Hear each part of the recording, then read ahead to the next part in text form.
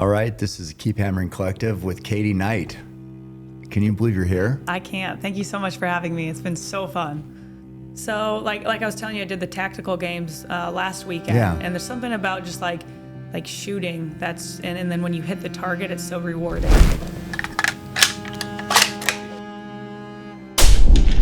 You put an effort, you make corrections, things like that, and then when you finally get it, it's just like. We're gonna kill a buck. Let's get shooting. So this was pretty awesome. Mm-hmm. Your first buck hunt. Yep. Tell me about it.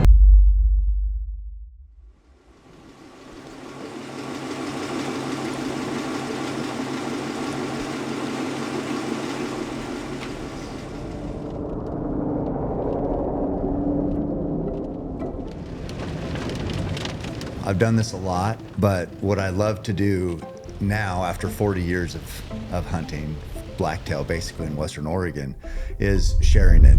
This success, seeing you succeed, means more than any kill I have. So, because it was dumping rain, and we got here, sun broke through the clouds. What do you say, Cat? Hell yeah!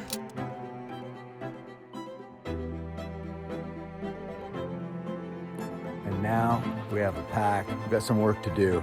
It's steep.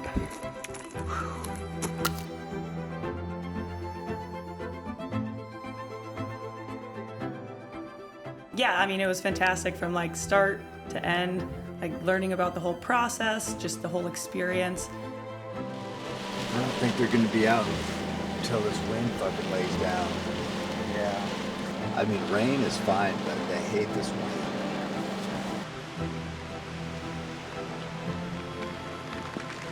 This says wind gusts up to 41. Yeah. Woo!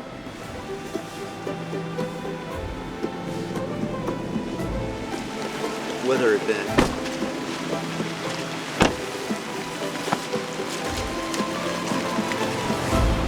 And so when we were out there in the pouring rain.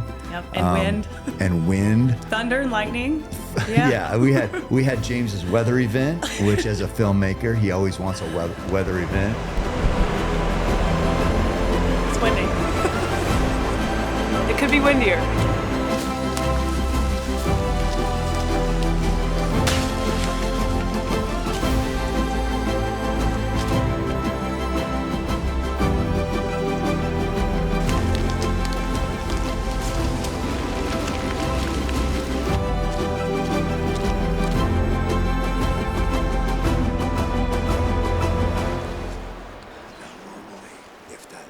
If that doe was in heat, that yearling wouldn't be with it. Okay.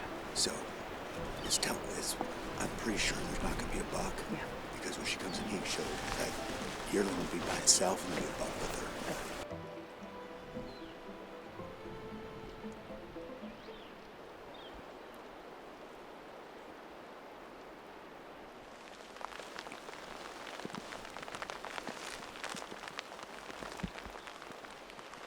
Yeah, I mean, I was born, bred, and corn-fed in Iowa. And it's just like that hard work mentality. Those people there, I mean, that's what they do all day. So kind of grew up like that, grew up in sports. So there's no excuses. You work hard and you get it done. And so now you've went and like, what would you say your specialty is as an athlete? Yeah, so after college, I kind of, I got into CrossFit. I drank the Kool-Aid, was all in on that. My first ultra marathon that I ran was the Rim to Rim to Rim. It's 50 miles. It's got a lot of climbing. So that kind of like hooked me in combining endurance and strength and finding obstacle course racing. The ultra distance was like the perfect mix.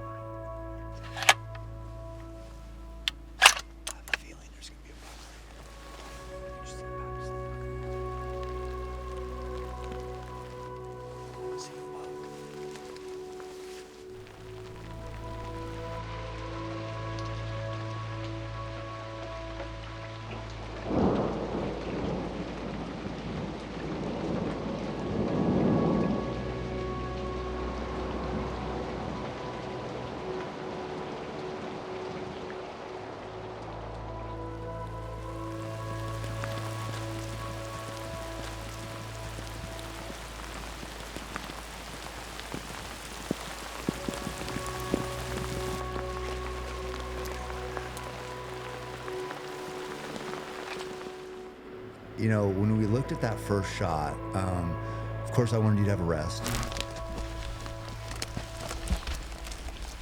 And we got a rest the first time. Then we got you to prone position, which that's, for those that don't know, that's about as steady as you can get.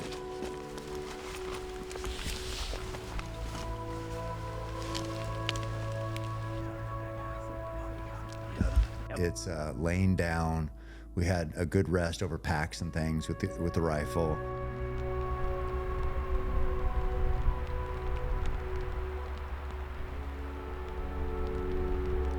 The scope was definitely capable of it. The load is capable of it. It was a very powerful load. So everything is there, but when you look at the variables, basically, there was fog coming in and out. Sometimes we couldn't even see the buck.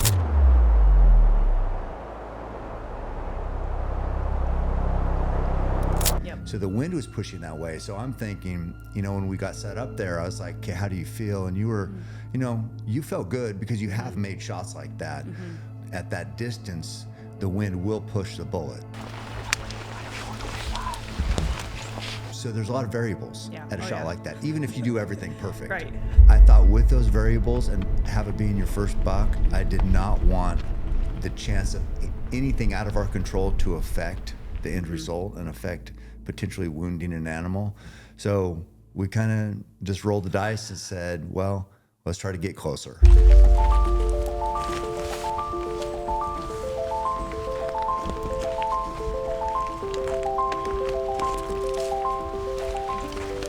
Given where we were heading down to, that the deer was going to be below us, what were you thinking as we closed in?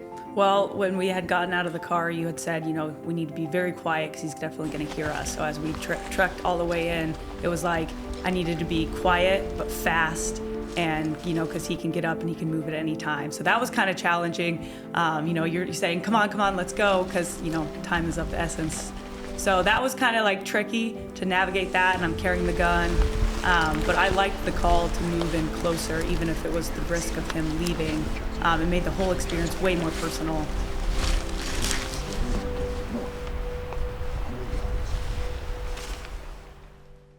You never really know how somebody's gonna, it's life and death. You're taking the life of an animal. So that's not for everybody.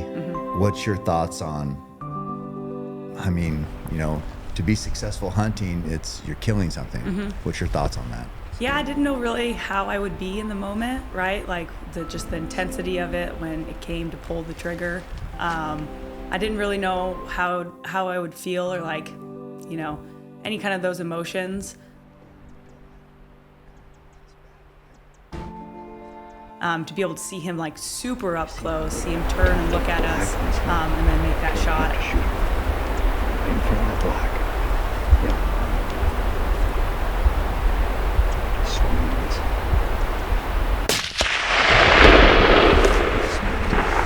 Oh my god. Oh my god. That's a big buck. Holy shit. What the hell?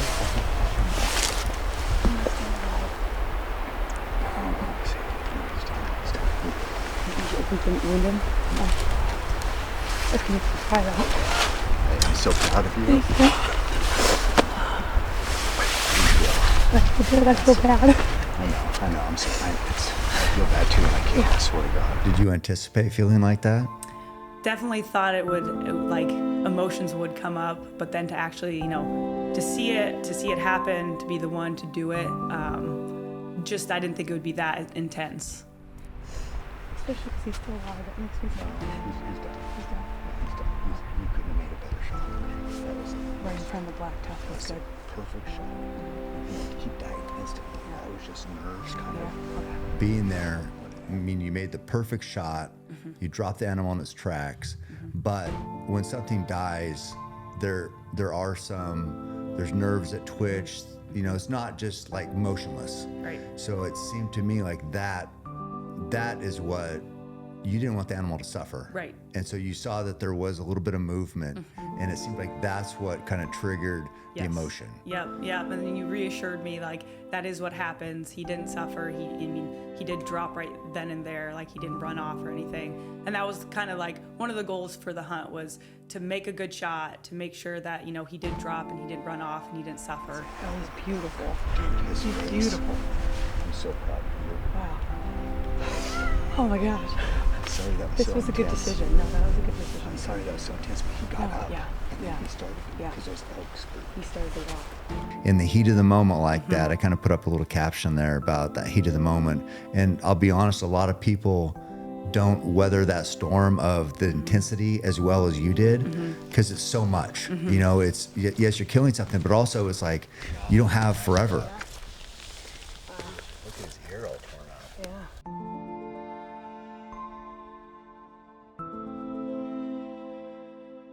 As I think about, the pros of hunting and all the things that I've learned and read about,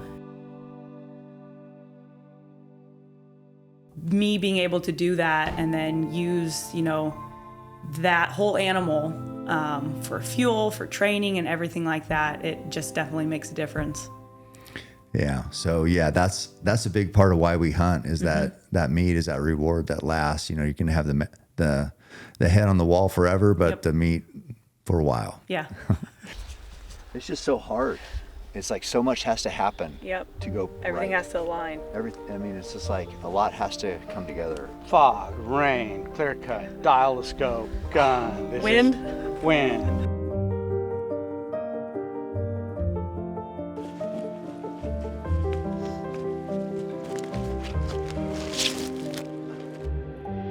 We got the meat taken care of at Gates, family tradition meat.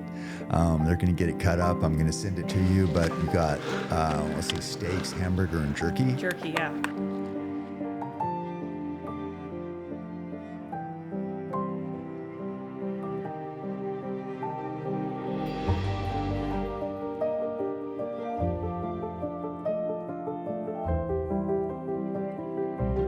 It was incredible.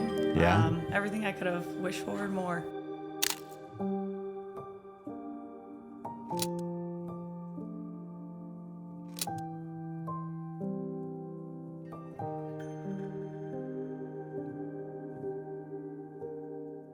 Okay, so I just got home from the gym and I'm super excited. I was on the front steps. Dun dun dun.